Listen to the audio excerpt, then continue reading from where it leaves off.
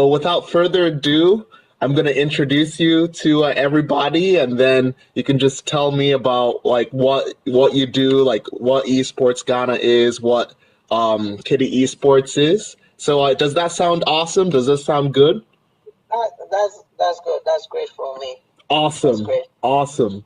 So here with me today is Kwesi Hayford. He's the founder of Kiddie Esports in Ghana, Africa, and the president of Ghana Esports Association.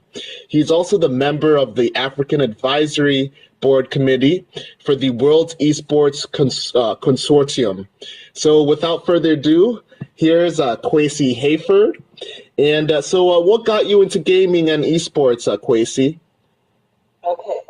Thank you so much. I would like to say hi to your fellow viewers and listeners. Well, what got me into gaming? I think the first thing will be arts. Arts as in um, drawing and painting. I'm an artist first because that's where my appreciation of color and graphics, images started. Actually, started way back when I was a kid. I was fascinated about movie posters, which I still love movie posters. And anytime a movie comes out, I'm looking out for the graphical elements, the look and feel, color of it. So basically, that's where my desire of drawing. I draw and I painted way from when I was a kid, and to a certain extent, when computers started coming back into the age, I learned how to use the photo paint, Microsoft Paint, and stuff to do stuff. So that generated my interest in in gaming. What most stuff you could understand that gaming pushes forth artistic values at its highest level. You consider in gaming the graphics is key.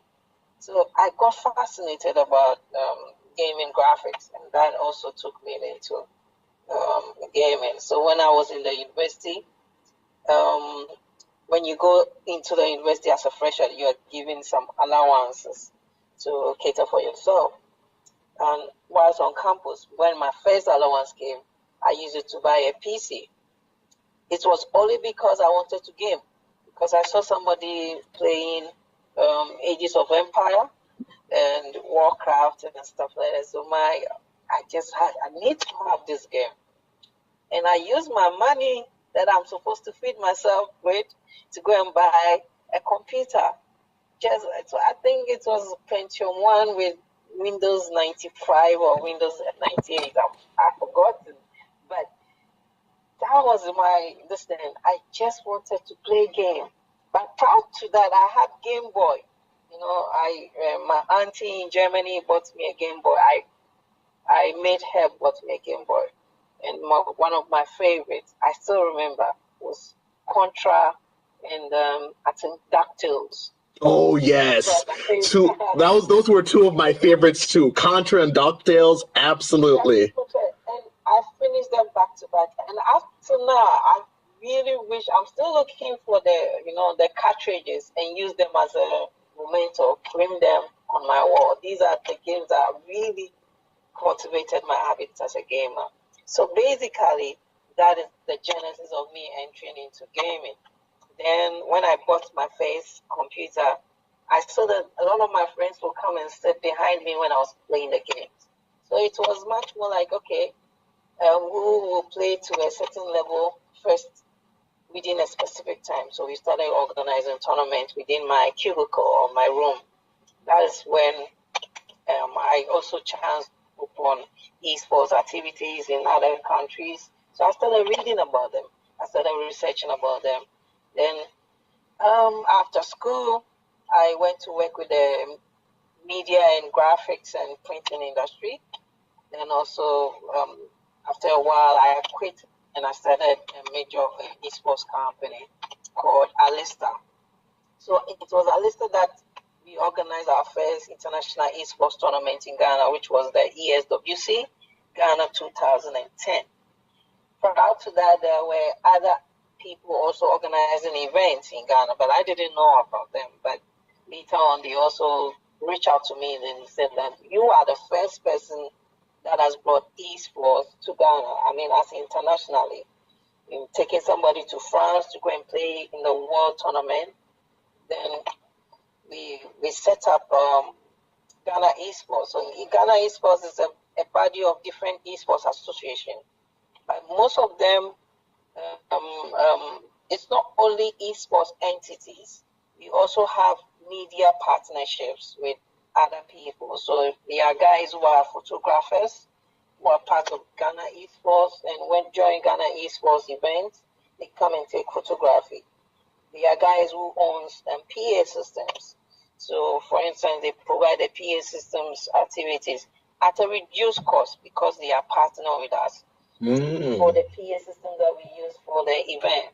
So there are other partners, but the main core of Ghana Esports are esports bodies. So we have Virtual Union. Virtual Union is an esports company that deals mainly in Halo, Gears of War, and Call of Duty. That's their specialty. Then we have Playbox. Playbox is into FIFA and Mortal Kombat. Then we have For Change. For Change do charity events with esports and gaming. So basically they want to change lives. So they do charity events and stuff like that. Anything that Ghana Esports to do to benefit the society, that is run under For Change umbrella. Then we have Crosby Gaming. Crosby Gaming is in another part of Ghana. So they also reach out to people in that specific place. So now we're getting more guys registering. Then we also have gaming centers. Ooh, gaming centers. Yes, the gaming centers have been there for a long time, but it hasn't been run as an esports entities. Oh, it so hasn't. Now we're trying to reach out to them to educate them to how to develop their hub into an esports arena. So these gaming centers were places that when we go, by the time we get back home, our parents will beat us because they were in the shacks.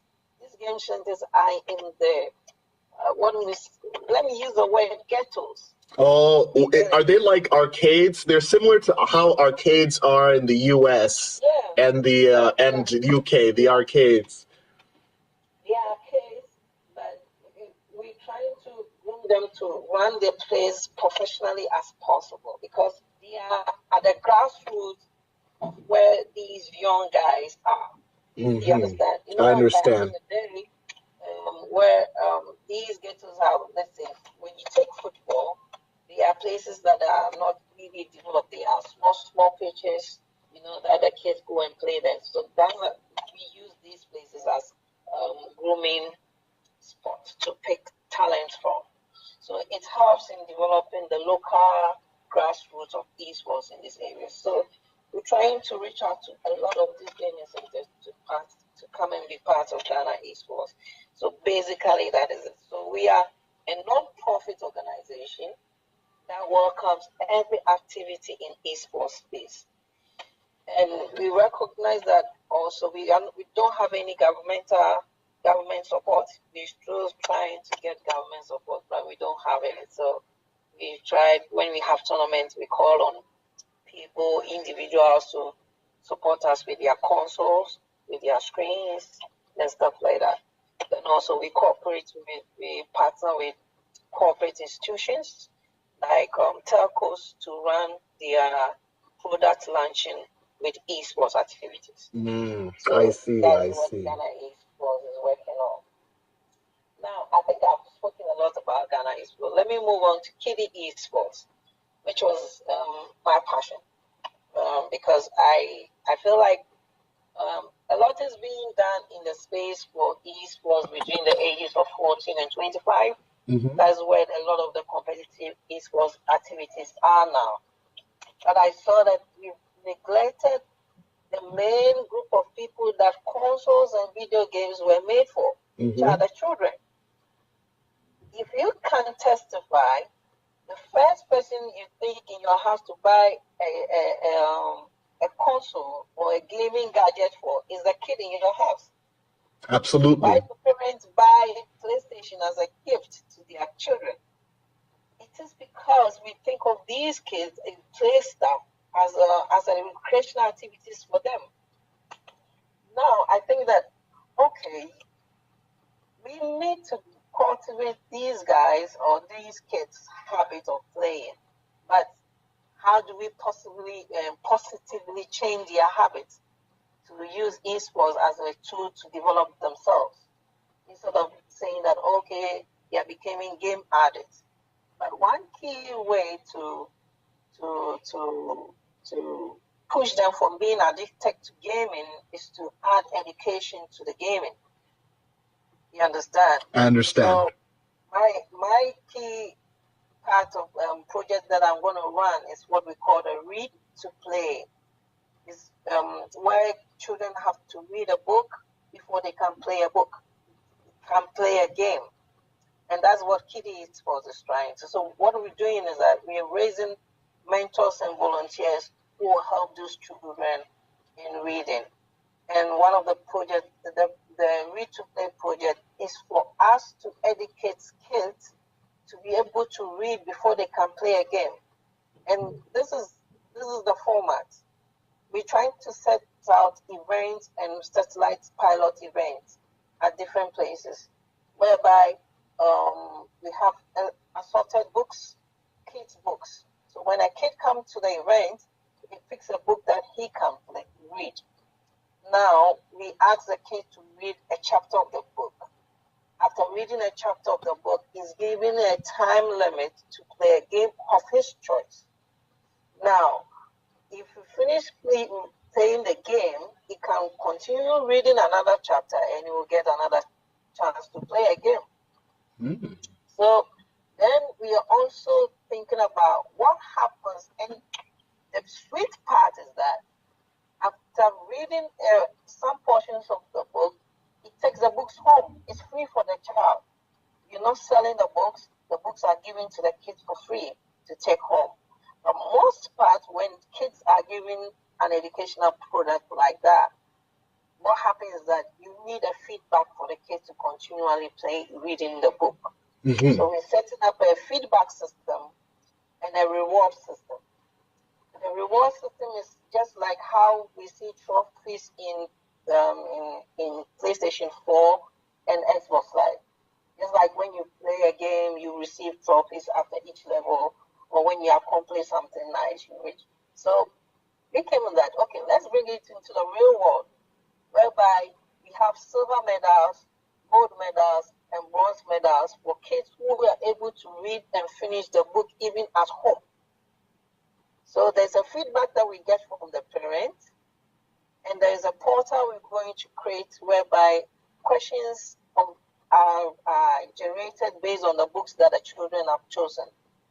So when a child finishes the book, it tells the parent signs in into the portal, the kids answer the questions, and when it gets a minimum or a maximum percentage of questions answered, we receive either a silver medal or a bronze medal or a gold medal. And that medal is delivered to the kid at home.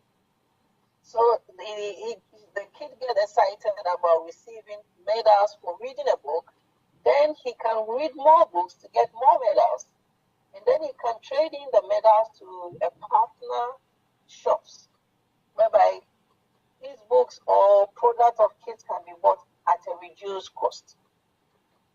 So it's going to be a system whereby a kid receives a medal. That medal can be traded into a partner shop to receive kids and products and kids and services that kids are involved in. And we're trying to raise a lot of partners to be part of the project as much as possible. So basically, I think I've talked enough. You could answer me more questions and I'll see. I don't want to go overboard with my stuff. Awesome, awesome. So, Kwesi, what do you yourself do at Kiddie Esports? What do you do? Yeah. again, I couldn't get the question well. So, what do you yourself do at Kiddie Esports? And also, how do you work together with sponsors? And do you have any sponsors for any of the events you do? Okay, so Kiddie Esports run.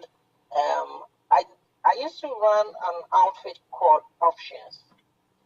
Options were alternative gaming, alternative ventures or experiences for kids to experience digital games. Mm-hmm. So, for instance, if your kid is having a birthday, you could call Options and we'll bring our entertainment setup, which is mainly video games for kids to experience. And that's one thing we realized was that it's anytime we go for a birthday party for a kid, the entertainment sector or the setup for the gaming setup, all the kids comes there. They all move from all the other activities and come and start playing video games and stuff like that. So we looked at it and we said, okay, esports is what I really love to do because that's what I'm really involved in. So we cultivated that from options to become esports. But we want to reach more people, so we're going to use the gaming, e-games as a way of cultivating young people. And we also want to bring in programmers who are going out to play international tournament to help these kids to instill into them discipline, sportsmanship, transparency, integrity. These are the core values of esports athletes. Collaborations, networking, but fair play, the ability to articulate yourself and stand up for yourself. These are some of the things that we want to inculcate into the kids, and that's what esports. For me, I'm just an administrator at esports, no esports. So what I'm doing now is creating opportunities for kids, and I'm doing that by connecting the book industry, connecting every outfit that has to do with children. So today, as I told you the last time, today I have 2 appointments with the Ghana Curriculum Authority. They are just like a body that's instituted. They look at books that are appropriate for kids to be accepted into schools. So I have the meeting with the director. Then I have a meeting with the Ghana International Book Fair, which is coming up in 2 weeks' time, to do a pilot at the fair. So what we're going to do is that we're going to set up video game stations. Then we have a table with books. Then any child who will come to the fair will pick a book. And after reading a number of pages, is given the chance to play a video game for free. Mm-hmm. No money, no nothing like that. So I'm looking for partners who will give me consoles, who will give me consoles so that we could set up a lot of consoles for kids. Because if the maximum of kids becomes a lot, we need a lot of consoles to cater for them. Absolutely. We're looking for partners who will send us books, both locally and foreign. We're looking for partners who will just donate money for us to order the silver medals, the gold medals, the trophies, or any form of stuff that we can give out to kids. It could be anything, any kid stuff that we could it shouldn't be only just medals. We could give out anything that can go out for kids. Keyboards, learning aids, anything that can help kids to develop themselves. Yeah. Awesome. Logos, kids love logos. Logos, yes. Yes, I'm looking for partners and so collaborate. I don't know how to contact logos to send some logos to Africa for kids to use it. I love logos myself, so I still play with logos. When my child is playing, I play with him. When I give him some time to play video games, I buy him some logos. Then he's excited. When he has finished the level of stuff. Awesome. So basically, I'm still thinking about other opportunities whereby Kiddie Esports can one of the things that even spring forth for Kiddie Esports were the Kiddie Olympics that I'm thinking of, which will, when I get a right sponsorship and partnership, we will host that next year. Definitely next year we'll have the Kiddie Esports Olympics, whereby it's not about a child can do a lot of games, so that each game has a medal, maybe a gold, bronze, gold, silver. So it keeps them activity. It gives them some joy when a child knows that they have done this and won, because that's the reward part. There should be always a reward part that gives the children excitement to do more. Absolutely. And that's what. But we have to start from somewhere. And that somewhere is inculcating reading into the kids. And that's where my passion is, reading. I told you before that Africa's greatest problem is not in the wealth of the land. It is because people don't learn, or people don't know how to read. Absolutely. Because if you don't know how to read, you cannot communicate very well. You know, if you don't know how to read, your knowledge base is limited. Because every technological stuff, you've got to know how to use it and use it appropriately. If you don't know how to use it appropriately, you will misuse it.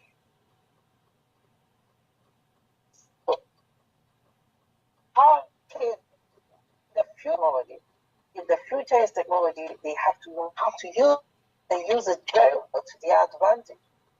And how do you cultivate and teach them how to use it? Unless they can read the fine print, they can read the manual. If they can't read the manual, they can use the product.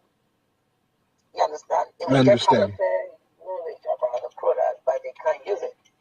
And I will say that we have to, in the next 30 years to come, we have to start teaching the kids now to be able to read well and get a world overview of what is happening around them. Basically, that's my story. Absolutely.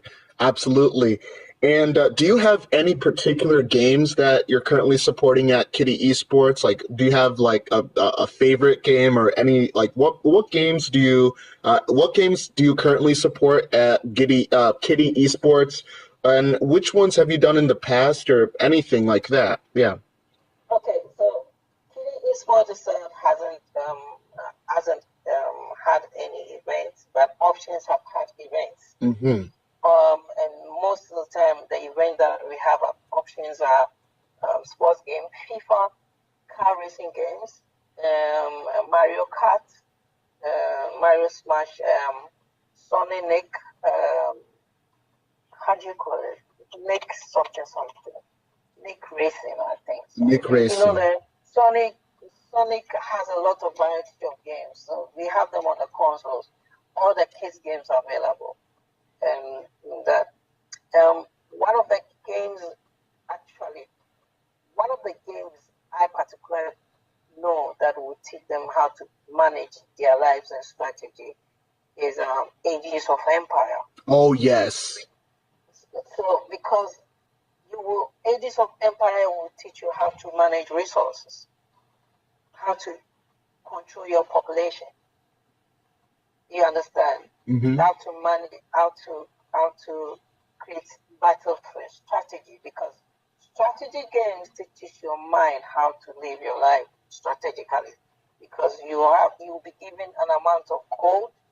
You have to use the amount of wood, and you have to mine the gold. You have to make sure that you are producing a certain number at a population to be able to manage your resources. So that's one of the things that I'm trying to craft a curriculum around it, in teaching kids how to manage their lives and strategically manage. So apart from the fun games that is open to the kids to play at events, I'm looking at strategic games and other games that will help the kids to grow mentally and position themselves well. Absolutely, absolutely. And do you have any additional comments, advice, or anything you want to say to the gaming and esports communities, either in Ghana, Africa, or to the whole world? I think that um, the esports is booming now. I know there are other entities somewhere else, but we've let out the kids. I'll say that we should try and make sure that the total esports ecosystem do not neglect the kids. Otherwise, we're building ourselves for strategy. Esports will peak, and at a level, it will become that we don't have people, young ones, also having to play a part in there. And we're looking at juvenile sports, and we should look at esports at that level as well. But on that level, we should make education as priority. It shouldn't be competitive esports, because competitive esports will definitely craft itself at the top level, at the pro level. But when you come to the kids level, it should promote primarily be to educate them and build themselves up. Generally, it shouldn't be for them to enter competitive esports, but it should be that esports will be used to educate the children, Absolutely. to give them power to learn, to give them opportunity to express themselves. You understand? I understand. So that is my communication to the world, that as much as esports is growing and becoming bigger, and bigger brands are pushing a lot of money into it, we should not look the fact that the kids should not be left out of the ecosystem. Now, these are some of the things esports bodies should be doing. They should be creating creative avenues or places where kids can go and learn about esports. Kids can go and learn and sit and learn and have avenue. So, for instance, I have in my heart to create esports excellence centers. The esports excellence centers should have libraries, primarily book centered, computer-based programming. So it's not only about esports; it's about teaching the kids how to code, teaching the kids how to design, teaching the kids how to do stuff, computer keyboard skills, teaching the kids how to use science and math education, how to use even PCs or computers to do their homework, how to do research on using the internet, how to protect themselves from cyber security. We should use esports centers to help these children. It's like having a recreational grounds. It should be fun. It should be a place that they should come and enjoy themselves, but also learn. But education should be a priority Absolutely. at that level. Yes. At that level. At that level, it's more about what you can learn instead of just how you can compete. Learning Yes. is a priority. Learning is very key. This should be a priority for the kids. Awesome. Then, when they grow, they will definitely drive into other ventures in esports. They could become esports coach. This could become. It's not only about now. Everything on esports is much more on the competitive edge, with being the top level athletes. But we should also look at the other forms of other, like game programming. How do you program games? How do you create the walls in games? How do you create the graphics in games? How do you create game music? If you find a child that is very good in music, you can create music for gaming. Oh, yes, absolutely. There's other attributes or auxiliary sources whereby we can develop these kids for, not necessarily competing in tournament, but other ventures. Look, if you're good in music, you can write music for gaming. If you are good in drawing, you can create worlds in gaming. These are other ways by which Blazer, Activision should find ways in inculcating in kids rather than saying that, okay, we're just going to pay a big amount for who wins the World Series of League of Legends and some of this, that we should find ways to inculcate into kids a learning process, even career choices, create opportunities in careers. How are we being able to give to kids other avenues instead of just being a pro gamer? Absolutely. Pro gaming is just the I would say the offspring of the bigger community of what video games can offer. Mm-hmm. Absolutely, Yeah. absolutely. Where do you see Kiddie Esports 5 years from now? How big? Huge. It's definitely we are in the technological space, and so and now we're hoping that esports could be. My dream is to have an esports centers all over Ghana. So my dream is that libraries could become esports centers where kids can go read a book, and when you read a book, you have a subscription kind of a format whereby if you finish the book, you could take the book or trade in.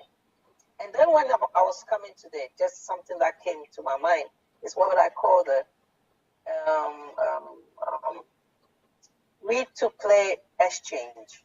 It's where if I finish reading a book, I can exchange it with another kid. And there will be a platform where kids can come and share their experiences whilst reading the book. So it's like it's not a one-stop experience, but there's also a sharing experience with other kids. So we create a forum where kids come in and they read what they've learned, and they also share some of the let's say difficult words they found in the book, and they can share their experiences reading the book with other kids, so that they could also change physically some of the books. So I can change a book with another kid. He will give me his book. I'll take his book. I will tell him what the storyline is, and he will also tell me what he experienced whilst reading another book. So that is what I call the exchange, kids exchange, Kiddie exchange. It's all under the platform of Kiddie Esports. I think 5 years from now, I'm hoping that Kiddie Esports will get a lot of partners, a lot of centers or hubs for kids to go and express themselves. One of the things I found out is that, we used to have kids playgrounds in Ghana, in communities in Ghana. Unfortunately, I could testify all these playgrounds had been taken up by drinking sports. By drinking in sports? Drinking sports, like in Ghana, that is drinking sports is like where in the night people go and sit and drink alcohol. Oh, and that's not good for the kids. And that's so we don't have recreational centers for the kids, and it is bad. We don't have places kids can go and enjoy themselves. It's limited.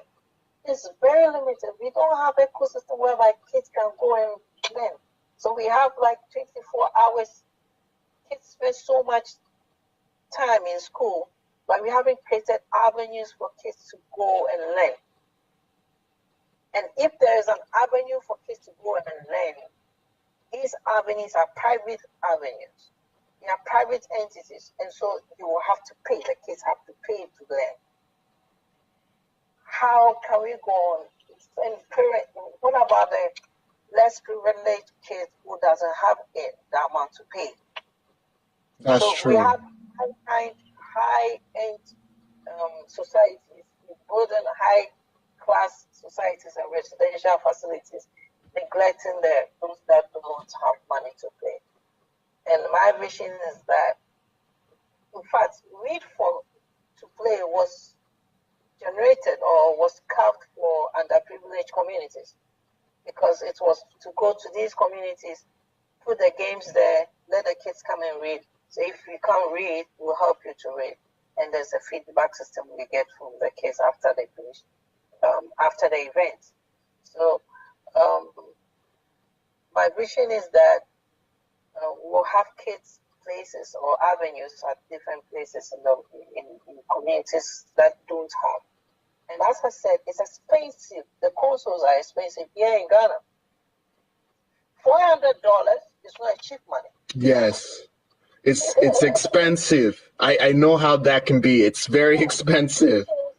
Consoles, I'm using consoles because I don't even want to come to PC.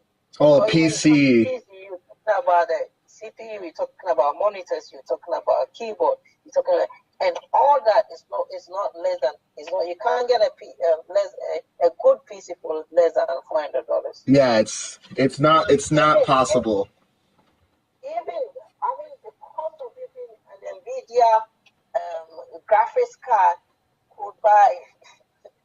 You understand? I understand. A high PC for an esports game is not cheap. And in Africa, parents will not take $400 to go and buy a console for a child because unless maybe it's a rich parent. Oh yeah, unless they are rich parents.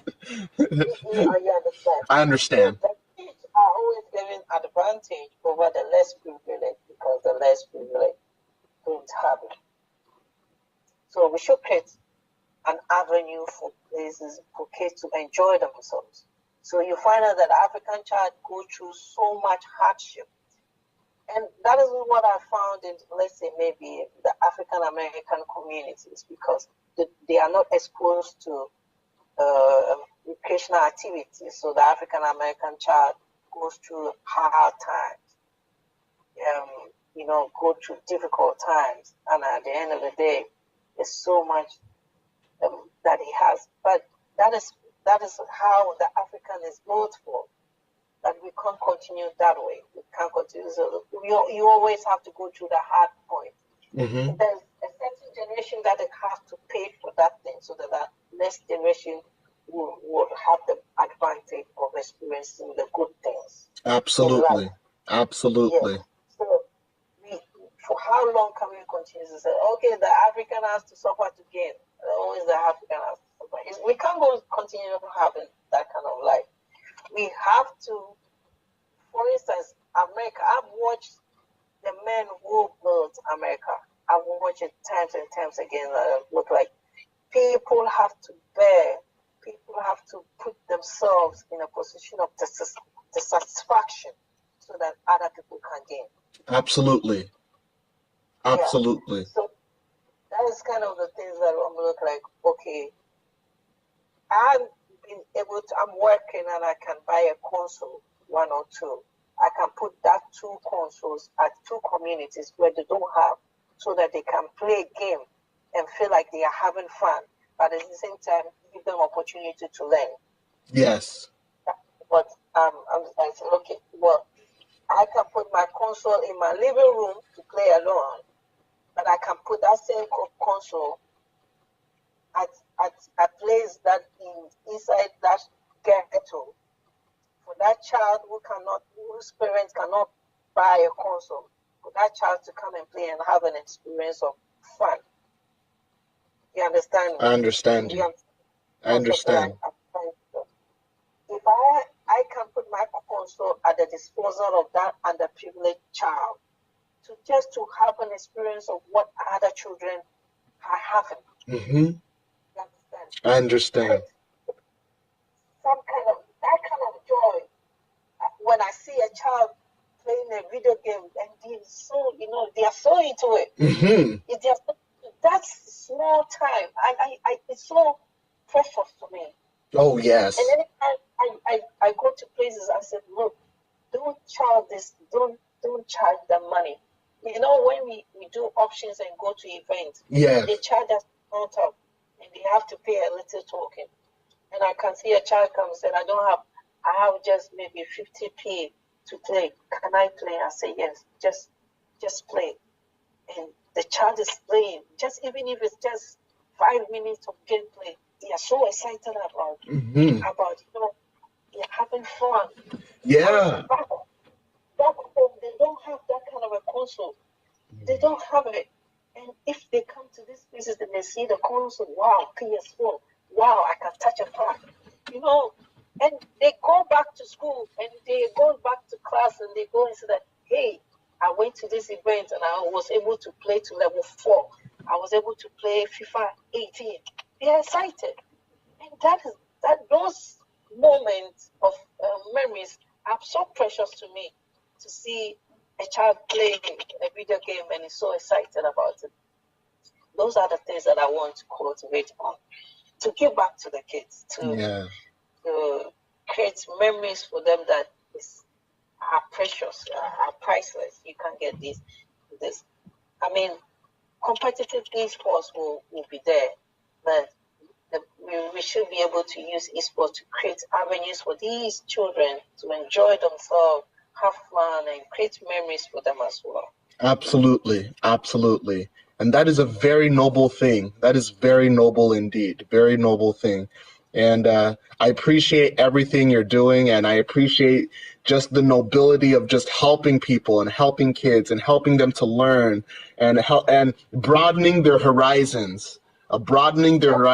Just completely just changing their perspective on life to a more positive perspective, and just just overall just helping them to become a better person as well. And that's fantastic. That's fantastic. You know that when you combine esports and education and technology and sportsmanship, that is the perfect gift for every child. Absolutely. Absolutely. Because at that point, esports is at the level playing field for any child in the world. When you go to the same game that is being played in Saudi Arabia, US, Korea, it's the same game that is being played here. Mm-hmm. So we are at the point we are on the same level. And then that opens up more opportunities for the kids. More opportunities for the kids. It's definitely, that's my dream. Absolutely. Thank you very, very much, Kwesi. And it's been a pleasure talking to you. For all those listening, Kwesi is the founder of Kiddie Esports in Ghana, Africa, and the president of the Ghana Esports Association. Thank you very much. And if we can, we'll provide his social media links. If you have any social media links, Kwesi, please share it with us. And we appreciate this, your time. We appreciate you spending 1 hour of your time to interview with us. Thank you so much. This is Bowie Abiola of Raise Your Game Esports. And have a wonderful day, everybody. Thank you very, very much. This is Bowie Abiola signing out.